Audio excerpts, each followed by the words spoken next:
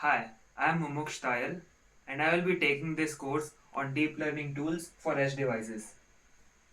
This course is designed to provide you with knowledge and practical skills that are necessary for implementing, optimization, and deployment of deep learning models on ARM based architecture devices.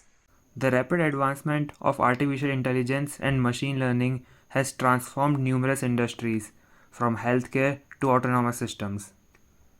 As these technologies evolve, there is a growing demand for deploying deep learning models on edge devices, which are compact, power efficient systems that perform computations closer to the data source. ARM based edge devices, known for their low power consumption and high performance, are at the forefront of this movement, enabling real time processing and decision making in applications like robotic drones, smart cameras, IoT sensors, and wearable devices.